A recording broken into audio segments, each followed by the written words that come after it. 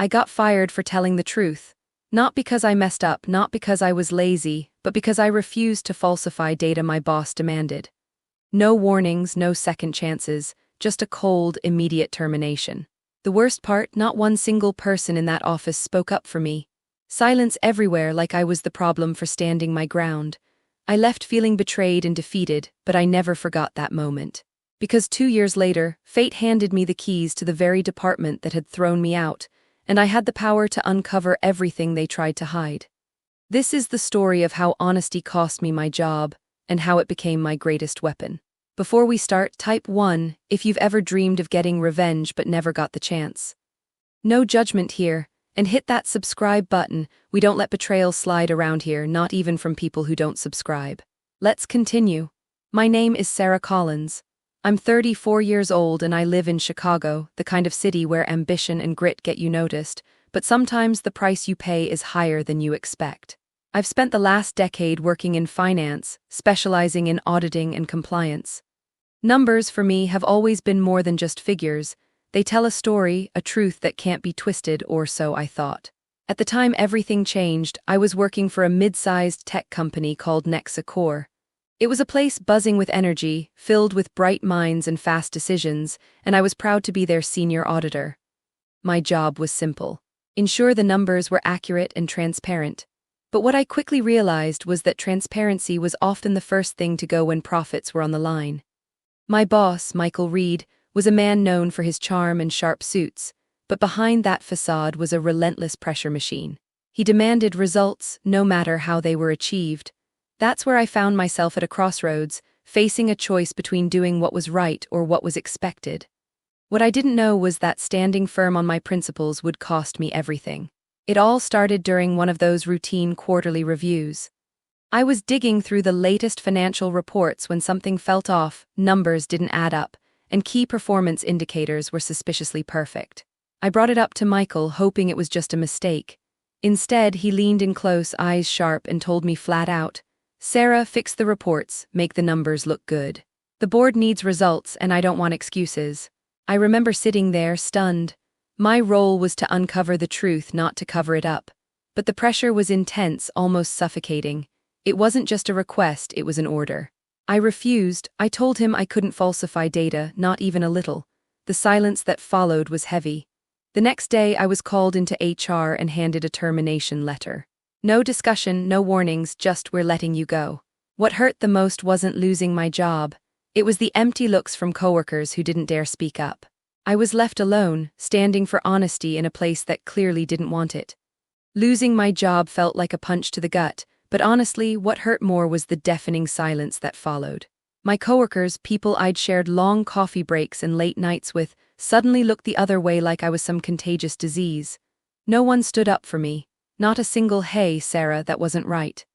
It was like I had vanished overnight, erased from the narrative of Nexacore's success story. I found myself adrift, scouring job boards and pretending not to check my phone every 5 minutes, hoping for a call that never came. My best friend, Maya, a sharp, sarcastic marketing whiz, tried to cheer me up over dinner one night at our favorite dive bar, Murphy's. "Look on the bright side," Maya said, swirling her drink. "You're officially too honest for corporate politics. That's a rare superpower these days." I laughed, but inside I felt anything but powerful. Yeah, a superpower that got me kicked to the curb. Maya smirked. Well, maybe they just weren't ready for a truth-teller. The world loves a lie wrapped in a suit.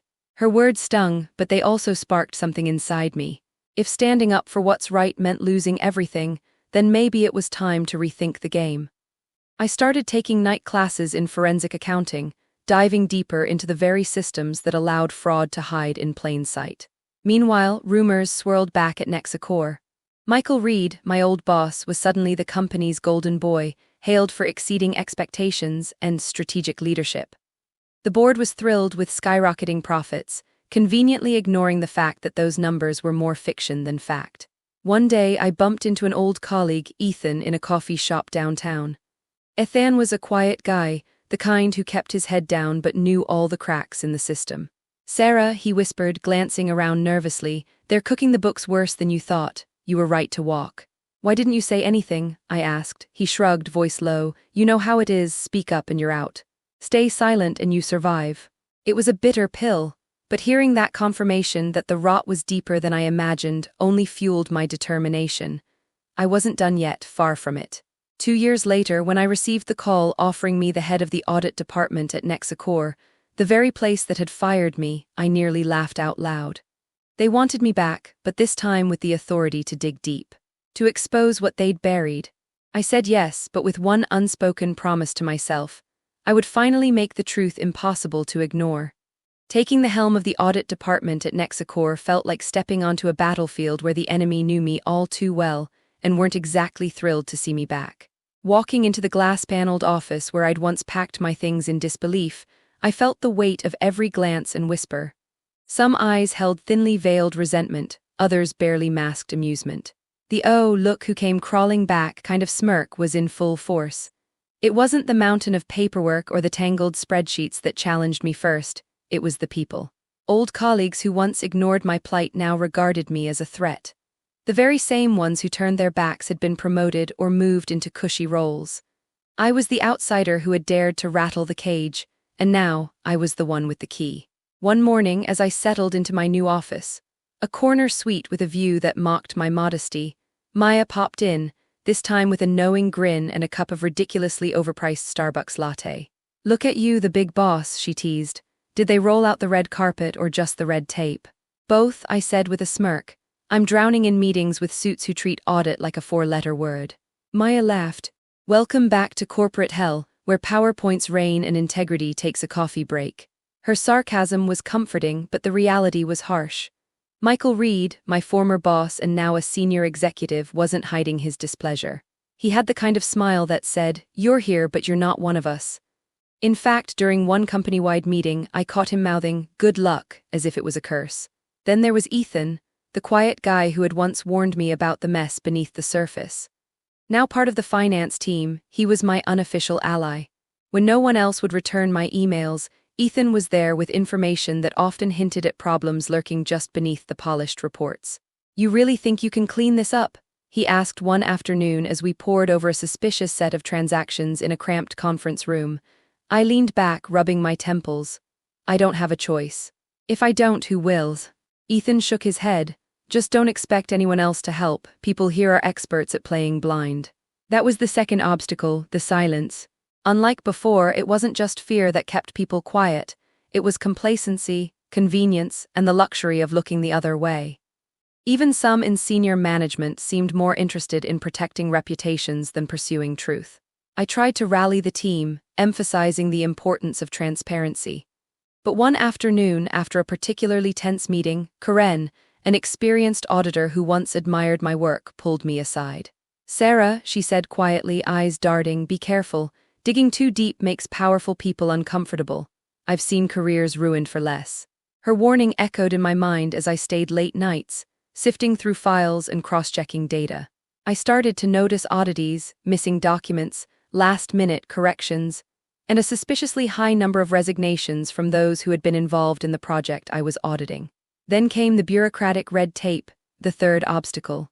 Requests for information were delayed, approvals for investigations were stalled, and I found myself stuck in a maze of policies designed to slow progress to a crawl. One afternoon, after yet another denied request for access to critical files, I confronted a senior manager, Thomas, in the elevator. "This investigation needs support," I said firmly. He gave me a thin smile. "Support? Sarah, what you're doing is stirring up dust. Sometimes it's better to leave things buried." I met his gaze evenly. "The dust is choking this company, Thomas. It's time we clean the air." He shrugged, pressing the elevator button with exaggerated calm. "Good luck with that." Despite the setbacks, I pushed forward. I set up anonymous reporting channels and encouraged my team to speak up without fear. Slowly, a few brave voices emerged, sharing insights and evidence that had been buried. But the resistance was relentless. Rumors started to spread that I was a troublemaker, an agitator disrupting the peace of Nexicor. I found myself dodging passive-aggressive emails and snide comments at meetings. My calendar was packed with mandatory compliance trainings, which felt more like distractions than support. Yet, amidst the storm, there were moments of quiet victory. Late one night, Ethan called me with a breakthrough, a ledger entry that didn't belong, pointing to transactions funneling money into an unknown account. "This is it," he whispered excitedly. The smoking gun. I smiled, feeling a flicker of hope. This was just the beginning. The fight would be long and the obstacles many, but for the first time in years, I felt the tide turning. Maya's words from that night at Murphy's came back to me. You're officially too honest for corporate politics. Maybe that was true, but honesty was the only weapon I had, and I was ready to use it.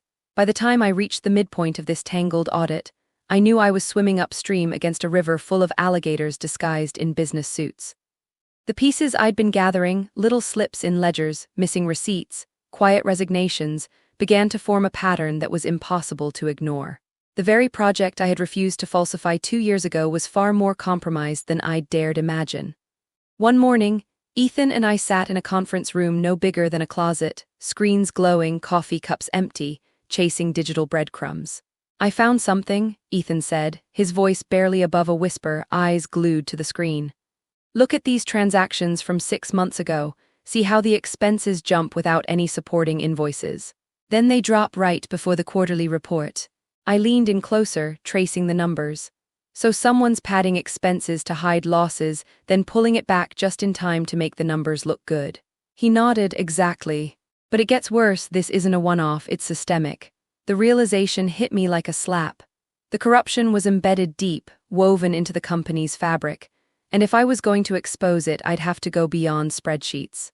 I'd need hard proof, witnesses, and the courage to face down those who'd built their careers on smoke and mirrors. That's when I reached out to Amelia. Amelia had been a mid-level analyst during my first days at Nexicor, the one person who had hinted at discomfort with the numbers but had stayed silent. I found her nervously sipping tea in the company cafeteria, eyes scanning the room as if the walls had ears. Amelia, I said gently, sliding into the seat beside her. I know you know more than you've said. She looked up startled, then sighed. Sarah, it's not safe to talk. People watch you, they'll make sure you regret it. I nodded, understanding the weight of fear. But if we don't speak up, this will keep happening. You trusted me before. Can I trust you now? Her eyes flickered with a mix of hope and doubt. Okay, but we have to be careful. From that day, Amelia became a quiet ally, feeding me pieces of the puzzle, emails, internal memos, hints of meetings held behind closed doors where numbers were adjusted and uncomfortable questions silenced. It was clear the company's leadership had orchestrated a well-oiled machine of deception. But the deeper we dug, the darker the resistance grew. Whispers in the hallways turned into pointed stares. One afternoon, I found an anonymous note slipped under my office door. Stop digging or your career ends here. The message was clear, but I refused to let fear dictate my actions. Then came the unexpected twist. Some files I desperately needed to review vanished overnight. Important audit trails erased like footprints in the sand. It was a calculated move to stall me, to make the truth impossible to find. Frustrated but undeterred, I called a team meeting. My voice steady, I told them, they want us to give up. But that's not an option. If they're trying to bury the truth, we need to dig deeper. Karen, the cautious auditor who once warned me about powerful enemies, looked around nervously but nodded. We need to protect our sources and keep everything documented. Ethan offered. I've been setting up secure channels for anonymous tips. People want to talk, they're just scared. Slowly, the tide began to turn. More colleagues, emboldened by our efforts, stepped forward, sharing stories that confirmed the pattern of cover-ups and manipulation. But just as hope blossomed, the backlash intensified. In a company-wide email, a senior executive subtly questioned the timing and motives of the audit, casting doubt on our integrity. The narrative was shifting from exposing corruption to questioning the whistleblowers. During a tense meeting with the board, Michael Reed himself sat across from me, his smile cold and calculating. Sarah, these allegations are serious. Are you certain your department isn't overstepping? I met his gaze without flinching. I'm certain the truth deserves a chance, Michael, and the company deserves transparency. The room fell silent, the air thick with tension. That moment marked a turning point, not just in the investigation, but in my own journey. I realized this wasn't just about numbers or policies anymore. It was a battle for the soul of Nexicor. I thought back to the day I was fired, standing alone against a tide of silence and fear. Now, surrounded by a growing team committed to justice, I understood something profound. Courage isn't the absence of fear. It's acting in spite of it. And as the first real cracks in the company's carefully constructed facade began to show, I knew one thing for sure: I wasn't backing down. Not now, not ever. The deeper I plunged into Nexacor's financial labyrinth, the thicker the walls of resistance became. It was like trying to untangle a knot woven by shadows. Every thread I pulled tightened another, and I could almost feel eyes watching from every corner. The first blow came quietly but brutally. Amelia, my brave informant, suddenly went off the grid. No emails, no calls. When I checked with HR, her file said she'd resigned, effective immediately. The official reason. Personal matters, but I knew better. I feared she'd been pushed out for speaking up. That disappearance hit hard. Amelia had been my lifeline, the human proof behind the numbers. Without her, the case felt dangerously fragile. Then the files started disappearing. Not just a few stray documents, but entire folders from the shared drives. Requests for restoration were met with bureaucratic delays so deliberate, it was like watching paint dry in a hurricane. One day, as I sat staring at an empty folder where critical audit reports should have been, Ethan slid a note onto my desk. Just 3 words, "They're watching you." It was the kind of warning that made your skin crawl. The atmosphere grew toxic. At meetings, I faced veiled threats disguised as corporate jargon. "Sarah," Thomas said during a particularly tense board briefing, "sometimes the bigger picture means making uncomfortable compromises. Persistence is admirable, but remember, loyalty is just as important." I clenched my jaw, loyalty to truth or loyalty to convenience. His smile didn't waver. "You tell me." Then came the public whispers, rumors painting me as a disruptive force, a loose cannon jeopardizing the company's reputation. I caught snippets of conversations in hallways and overheard hushed phone calls questioning my motives. The most surreal moment was when HR scheduled a mandatory coaching session for me, led by an external consultant whose main job seemed to be telling me to tone down the investigation and consider the company culture. During that session, the consultant, a woman named Janet, smiled sweetly while dropping lines like, "Sometimes what you believe is right isn't what the company needs. And remember, Sarah, how you deliver the message is as important as the message itself." I left feeling more like a suspect than an investigator. Despite the mounting pressure, I found unexpected strength in my team. Karen, once hesitant, now stood firmly by my side, organizing data and managing sensitive communications. Ethan became my shadow, tirelessly hunting for digital breadcrumbs and decoding the company's obfuscations. One evening, as we burned the midnight oil, Ethan shared a revelation. "Sarah, this isn't just a cover-up, it's a conspiracy. High-level executives are involved, people you wouldn't expect." I looked at him, heart-pounding. How deep? Deep enough that if this blows open, the whole company could collapse. The stakes had never been higher. And then the ultimate test came. My department was blindsided by a sudden internal audit, a countermove designed to discredit us. Files were seized, computers inspected, and key staff questioned. The message was clear. Push back hard or be crushed. Amid this chaos, I received an anonymous email. No sender, just one line, "Stop digging or you'll regret it." I stared at the screen, the words chilling yet oddly affirming. If they were scared enough to send threats, it meant we were close.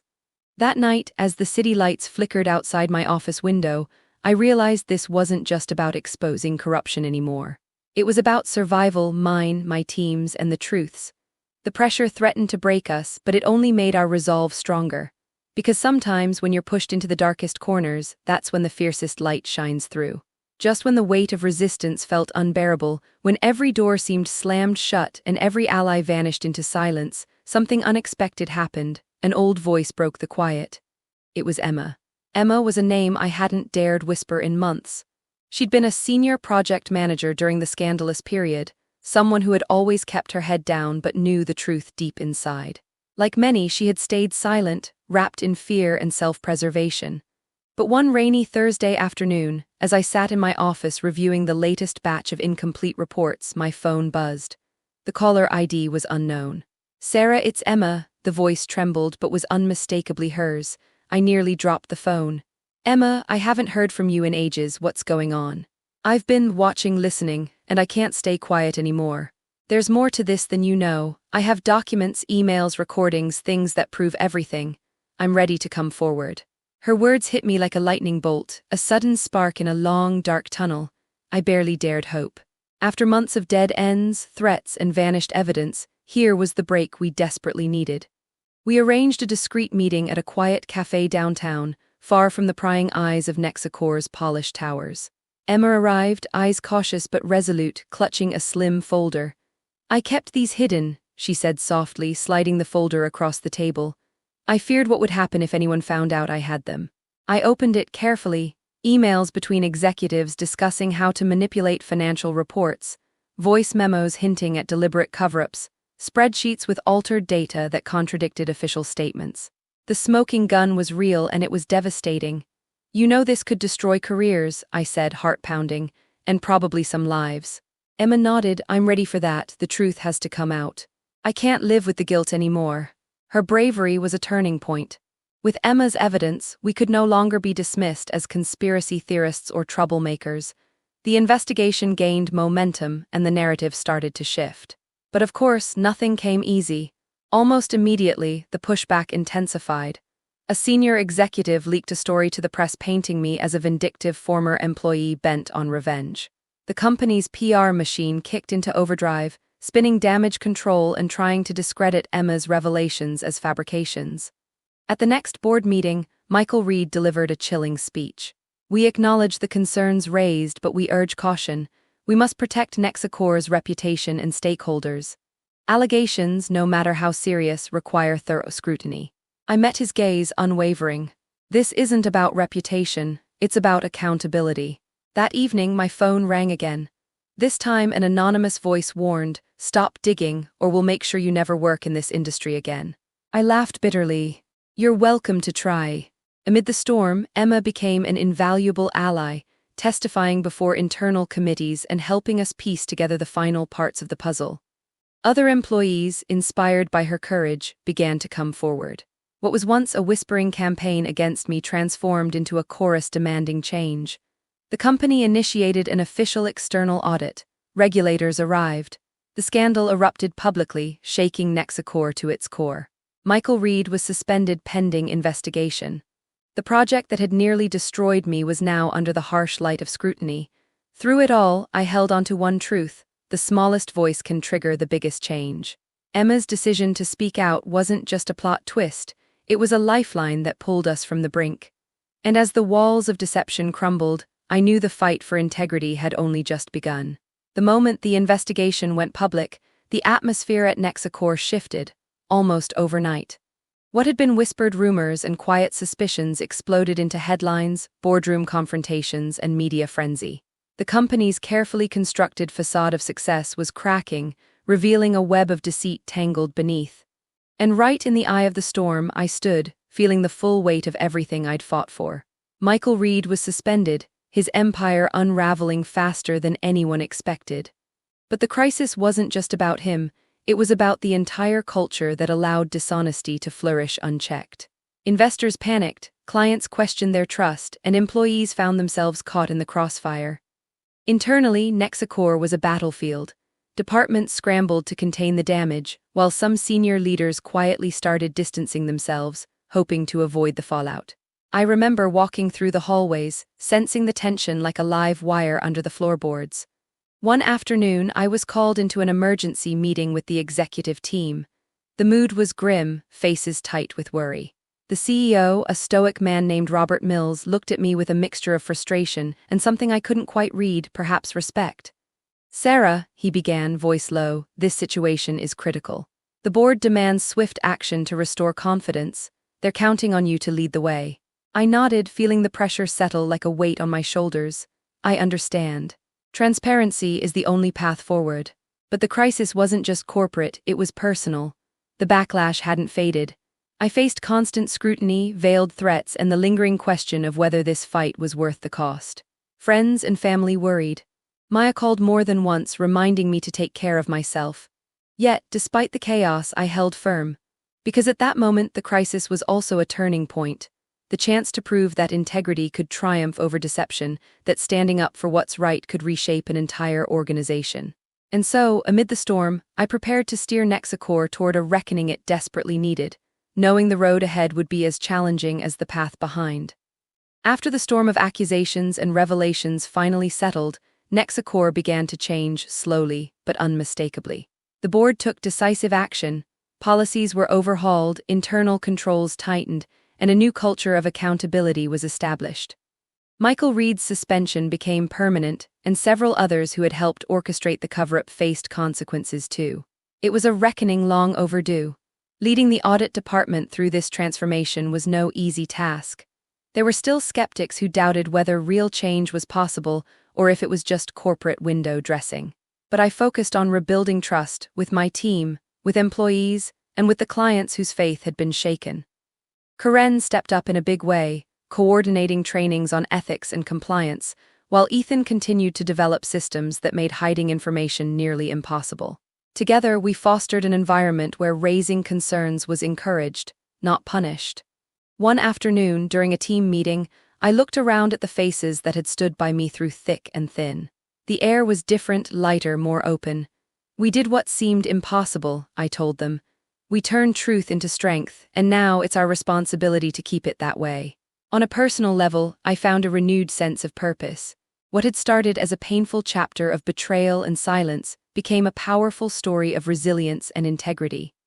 The woman who had once been fired for refusing to lie was now a symbol of courage in the very company that tried to silence her.